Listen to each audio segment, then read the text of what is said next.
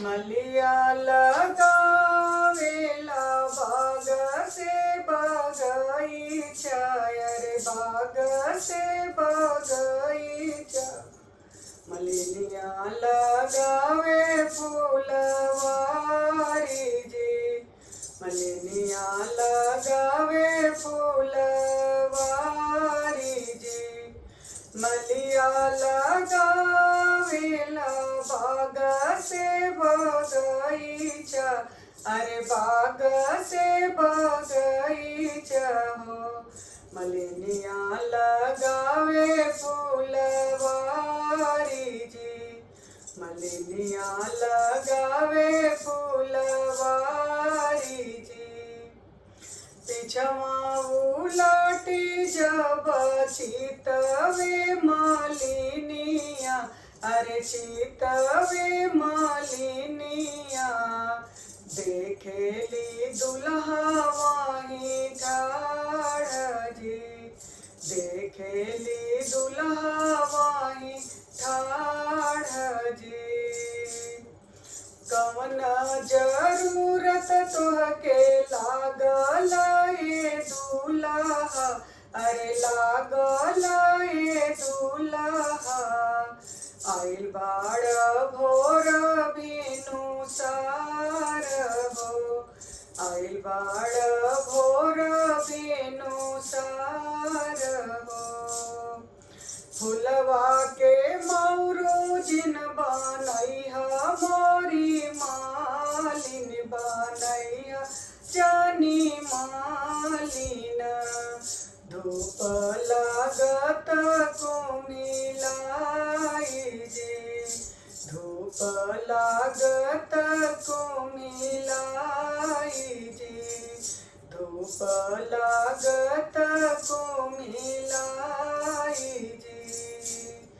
सोनवा के मौरू बनैहा मोरी मालिन, बनैहा मोरी मालिन। धूपवा लागत चटकार जी, धूपवा लागत चटकार जी, धूपवा लागत चटकार जी। सब तनिहार लय राती से बराती, राती से बराती जी। सासू नीरे खेली दामाद जी, सासू नीरे खेली दामाद जी, सासू नीरे खेली दामाद जी। सोनवा के मौरू सिर पर चमकत आवेला, चमकत आवेला। आवेले दुलरू मोर दामाद जी, आवेले दुलरू मोर दामाद जी, आवेले दुलरू मोर दामाद जी। सोनवा के मौरो सिर पर चमकत आवेला, चमकत आवेले।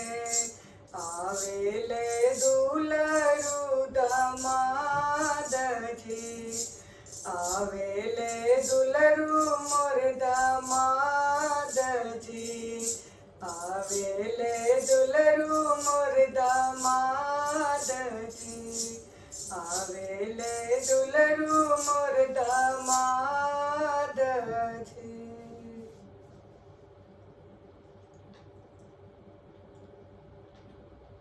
आप सबके ये ब्याह गीत कैसा लगल? अगर निक लगल तो शेयर और सब्सक्राइब जरूर करी। धन्यवाद।